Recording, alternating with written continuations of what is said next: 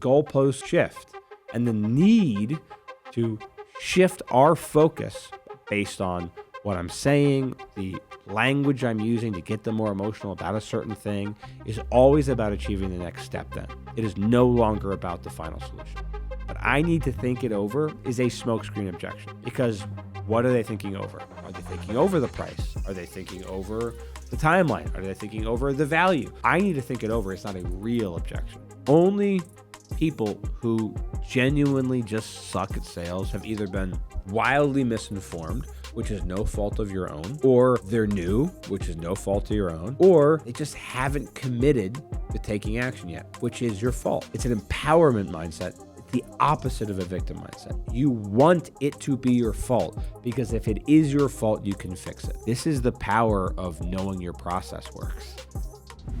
Welcome, everyone, to the Close More Sales podcast. On today's episode, we're going to talk about an often overlooked strategy to adapting your sales process. And that is the very specific idea of shifting goalposts. We will dive into what to do when the goalposts move based on what your prospect tells you, and how to adapt your strategy to ensure you're always moving the sale along, especially if the path to the desired end outcome becomes unclear. This episode will give you tactical advice on how to handle those situations, keeping your process smooth, focused, and effective. Our purpose, the purpose of this show, is to empower sales professionals and entrepreneurs to push themselves to grow, achieve unimaginable success without burning out, and ultimately transform their lives. I'm Ian Ross, and I am obsessed with all things sales. And I work with teams across the English-speaking world to make more money by asking better questions. The most proven path to achieving financial freedom is maximizing your earning potential. And a sales role is the lowest barrier with the highest possible ceiling for entry onto that path. Anyone, and I really do basically mean anyone, can become a killer salesperson with the right techniques, mindset, and consistency. Everything we cover on this podcast is geared toward one thing: helping you close more sales so you can live the life you want. We are still in the growth stage for this podcast. We're still relatively new. I think we're definitely in the top 5% of podcasts with how many we've done so far, if not higher, but we're still new, right? So if you get any value from this episode today, which I certainly hope you will, follow and subscribe. Let us know either in the comments on YouTube or in a review where you listen to your podcasts, and tell us what it is you got out of the show. And let other people know about the show too. Please don't keep this a secret. The more listeners we have, the more people who watch the YouTube channel or listen to it on Spotify or Apple Podcasts, whatever, the more incentivized I will be to give out crazy value for free. So if you want more of this, let others know. Because here's the thing: if you have conversations where how well you speak determines how much money you can make, you are in a sales role. If you'd like to get better at what you do, if you ever have to have a follow-up call with someone, text follow-up, FOLLOW space UP. Follow-up, 2 words, to 33777. And we will send you our free follow-up template on exactly what to say on a follow-up call, so you never say the words, hey, I'm just following up, or hey, I'm just checking in, ever again. So to get into the meat and potatoes of this episode, I want to share with you a personal story of a salesperson I was coaching just yesterday. We were talking about a very unique circumstance. And what happened was, because this prospect, it was just someone who was going in to try and acquire someone's home. He's working for a real estate investing company, and his job is to try and acquire homes at a price point that makes sense for his company, leaning on the convenience factor for the homeowner to choose them rather than the traditional realtor route. That's the goal of that company and what their value proposition is for why working with us. And he went into that home, and because 2 special circumstances happened for him that were unique with this homeowner, with this prospect, than other people he usually talks to. It blinded him, and he missed the other sort of red flags that the prospect was giving him. So what it blinded him with is, because this homeowner overestimated their own rehab costs and they were highly emotional about the property because it was their deceased father's property and there was a lot of weight. And she even, I think the homeowner cried at one point about talking about the property and how difficult it would be to do all those rehabs herself, and going on the market would require making those changes, and she doesn't want to do that. It would just be a huge strain on her. She'd much rather sell it for this predetermined amount. And I bring this up that because this is a fairly experienced and self-aware and technique-focused salesperson who we've trained in the past, and he's pretty good. And what stood out to me is he missed the clear evidence that this prospect was telling him that she would not sign with him today. But he wasn't using his active listening skills to actually gather that, because he was sort of distracted by what seemed like the low-hanging fruit of overestimating the rehab costs. For those of you in real estate, you know how rare that is, and also having real, genuine pain associated with the thought of doing a rehab on that property and having to spend time in it because of a deceased father. Because of those instances and that really clear motivation for why she might want to go forward with them, he was blinded to the reality that she did not make it clear to him that she would actually sign right then and there because of some outside circumstances regarding the numbers, another investor coming, things like that. What happened is he made a critical mistake. Because he wasn't using active listening skills, he wasn't able to identify that the goalposts should have shifted because the prospect told them that they needed to. So what do I mean by that? What happened? He should have set that appointment for the end of the week after the other investor came, rather than trying to push so hard right then and there that he burned it, lost the sale. The other investor came, and now he can't get a hold of her again. He didn't look for the signs, or wasn't able to see the signs because he was blinded in that moment, when he's usually pretty good about this stuff, to realize, no, the prospect is telling me they can't sign right now. When that happens, when the person makes it clear that you are not going to be able to get the end result you so desire as a sales professional, what our job is to shift the goalposts, is to let them move based on what the prospect tells us. So what do I mean by moving goalposts in the context of sales and sales appointments and the process? So what do I mean by moving goalposts within the context of sales, of a sales conversation?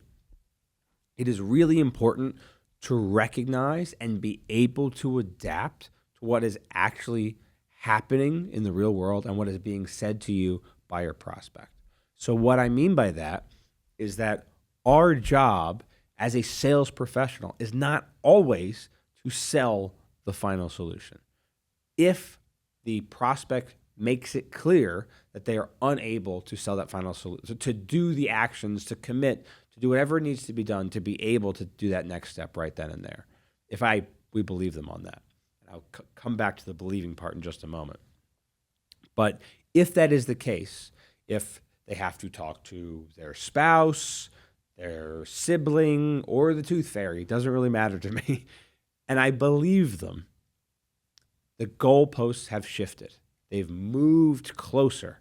And now that they are closer, my goal is much more narrow. It's much more specific, which is just to set the next appointment, which is just to get the phone number of the other decision maker, to do something else. It is no longer selling the final solution. It's no longer, in the instance of this example I brought up at the start, it's no longer buying this person's home or getting the contract right then and there. It's setting the next appointment so that we can talk again about if we can really do this based on everything you're telling me. Because they were too far off on numbers, they had another investor coming, and he just wasn't able to notice those signs. So if you are able to notice those signs, if someone tells you there's another decision maker, they don't have the budget, that their own process for buying things requires a longer time frame, and you believe them, now we have to shift what the goal is. The goal is not to be orienting our questions, our conversation, the emotions we're trying to get out of them to do the final act. The ask is the act, right? And so the ask is no longer for the final act, which is the sale. Instead, the ask is for the next step in the process. If you are a sales professional right now, just accept this entirely and embrace it and do it going forward. If you realize you cannot actually sell right then and there, and you believe them, your job is to sell the next step in the process, not to sell the final thing and overcome everything to actually get that done. So if your process is so rigid that you can't do any possible follow-up calls in any way, shape, or form, or you can't do any other type of thing, first off, you're at a crap company that's not running a real business. So don't even that. That's a separate category on its own. But the reality is you need to make adjustments if it's believable that you cannot get the final result right then and there. So the goalposts shift, and the need to shift our focus based on what I'm saying, the language I'm using to get them more emotional about a certain thing is always about achieving the next step then. It is no longer about the final solution. So that is the most important thing. And I said it a little bit earlier that if I believe them in terms of like having to talk to a sibling or the tooth fairy, right? So what I mean by that is just because a prospect gives you some type of objection, gives you some type of hesitation, doesn't mean that that's true. And it is our job to stress test that objection to see if we believe it. So some of the most classic sort of smokescreen objections are, I need to think about it and let me talk to blank. Because people often don't push back on that. It seems like a reasonable thing, but there's no real commitment. They could say, I'm super interested, or they could say, I don't know. Whatever it is, they can pull back. But their ability to engage with, no, I actually need this or want this right now, goes out the window in a way that most salespeople can't overcome because they just believe them entirely. But I need to think it over is a smokescreen objection, because what are they thinking over? Are they thinking over the price? Are they thinking over the timeline? Are they thinking over the value? I need to think it over. It's not a real objection. It's just I lack certainty to make a decision right now. Why they lack certainty is worth exploring. And the same could be true for I need to talk to my significant other. Could be. It's not as obvious. It's not a guaranteed smoke objection. Now we have to determine if I believe them.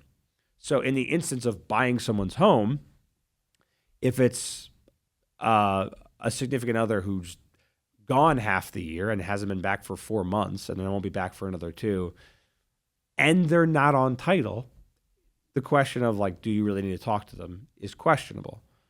However, if it's the significant other lives in the home with them and is there every day and just happened to be busy at this point in time and is also on title, I definitely believe you that you need to talk to them before you can actually agree to sell me your home. So there's some variability there outside of I need to think about it, but assuming that I believe, and it is our job to stress test those objections to see if that's true, to seek more clarity to ensure that they are genuine. But if they are genuine, or at least we believe them to be so, it's time to shift the goalposts and just sell the next step in the process. So here's a really, really key point in terms of how to think about this as well. So now I can talk to you about a much more tactical, immediate application of this same idea of the goalpost shifting. Before we're talking about the larger context of a process, right? My process is someone reached out to them after they raised their hand via marketing, and then they got talked to one person, and Then after that, they had to fill out a form and do this and that. And now we're finally talking. And I know I rarely close people the first call, so I have to learn enough about them to then do another call. And then based on that call, I try and sell them, right? That might be someone's process. But if I believe that I can't run my process based on what the prospect tells me, I have to change what my goal is in our conversation, in our sales conversation, based on the language I'm using and how I'm trying to ask my questions and the tone I'm trying to lean on and the emotional language. Oh, that all changes. I hope we get that idea now and embrace this, that I should have a more narrow focus if the goal is to simply do the next step in the process because I know I cannot do the final step the way I want to. How this breaks down to an even more granular tactical level is I have these questions that I ask in my vivid selling framework. And I haven't talked about that too much on this show. I will soon. Part of the reason I haven't is because most people pay for that stuff. And this podcast is still for free. So as a result, I haven't gone too far into it, right? We're going to be including that, in the Close More Sales course and stuff like that. And I do it for a lot of people. But I haven't gone too far into it yet.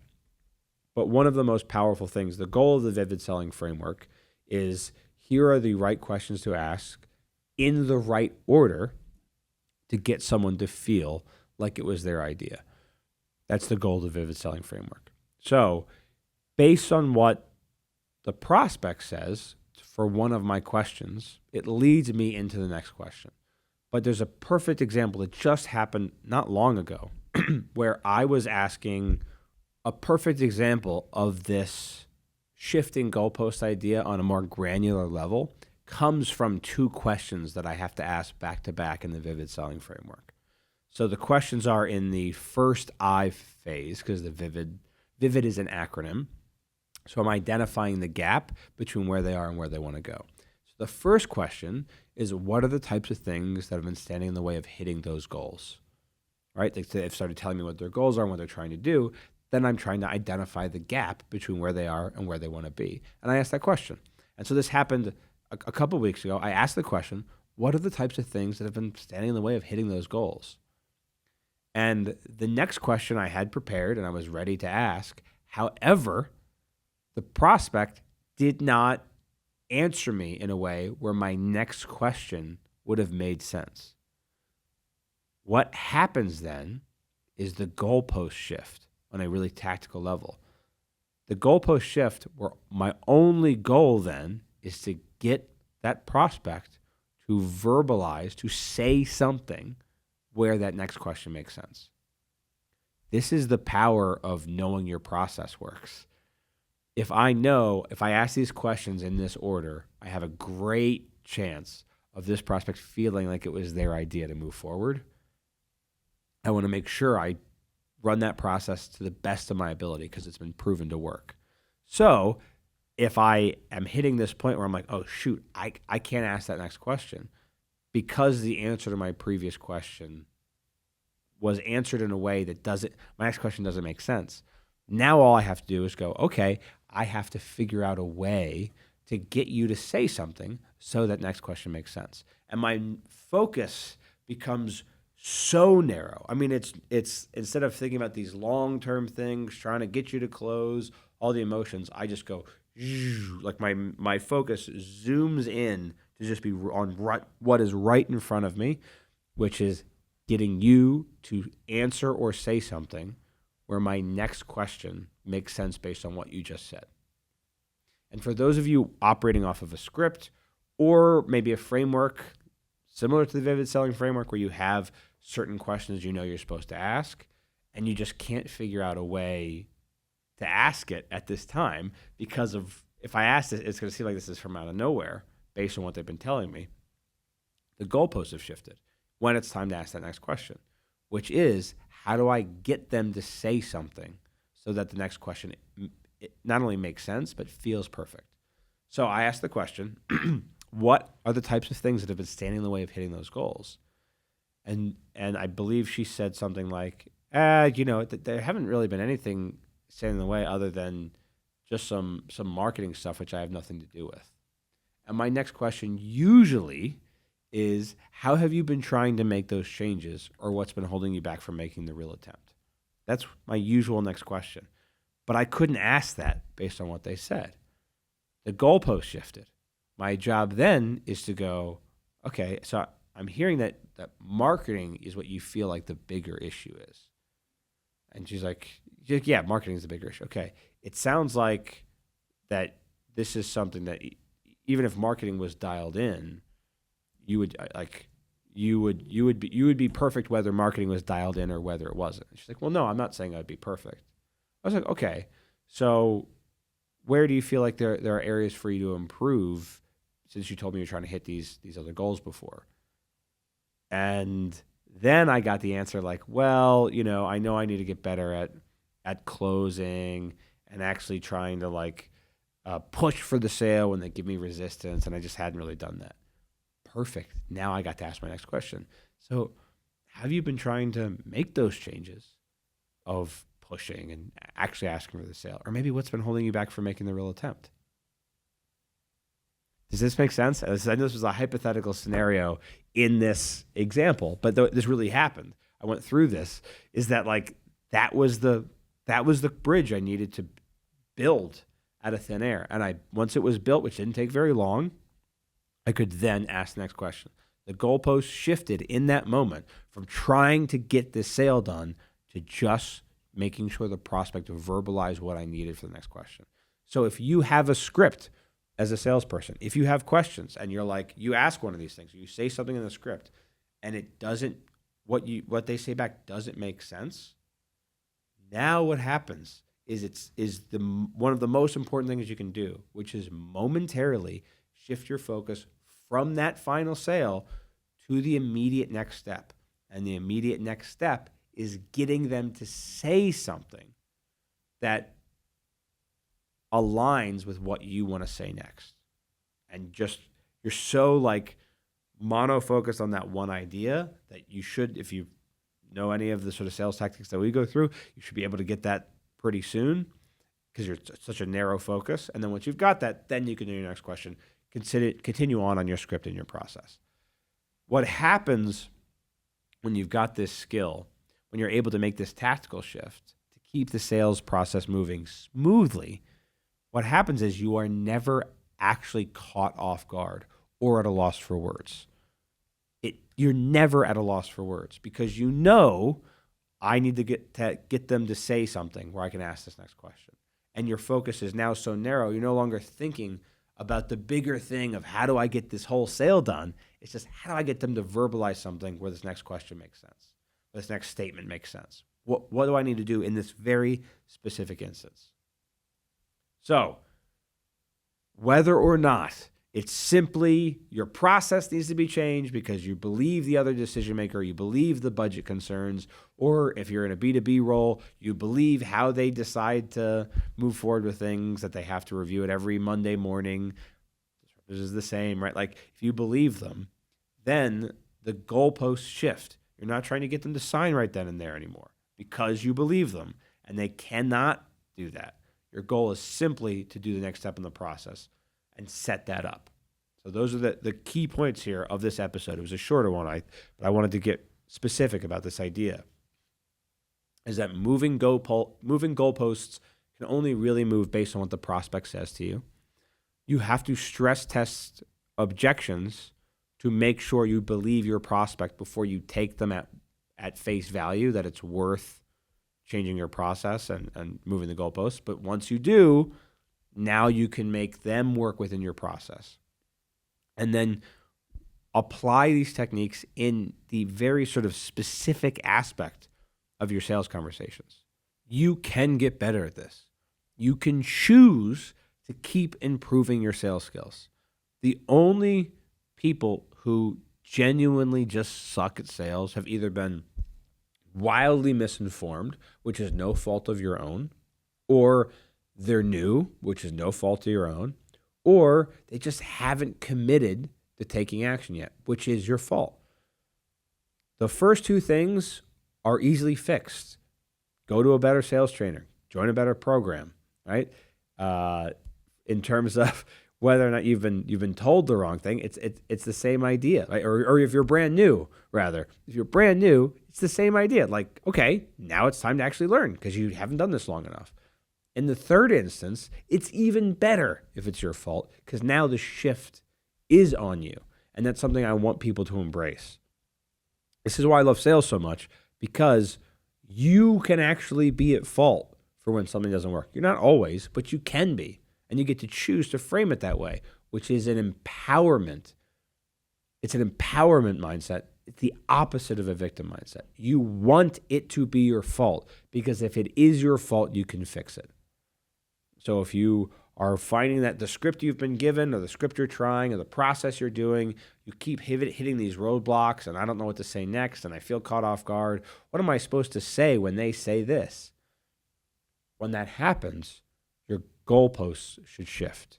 You get more immediately focused on just, I need to get them to say something where I can say the next question, rather than still thinking about the final act of the big ask of getting for the sale. So there's the two different levels of the goalpost shifting: changing the process because you believe an objection after you've stress tested it, or continuing along your very specific tactical side of asking certain questions and getting focused on getting them to verbalize something so the next question makes sense. Both of those things are just as relevant. If you want to get better at adapting to shifting goalposts, text CLOSE, CLOSE, to 33777. Well, and if you're interested in the Vivid Selling Framework, I'll probably do a podcast on that soon. I'm not sure. I'm not sure if that's even allowed here because I often kind of want to keep that for the clients who have paid. But if that is something you want, comment on YouTube or comment on the podcast so I know that people actually want that if I'm going to decide to not charge for it.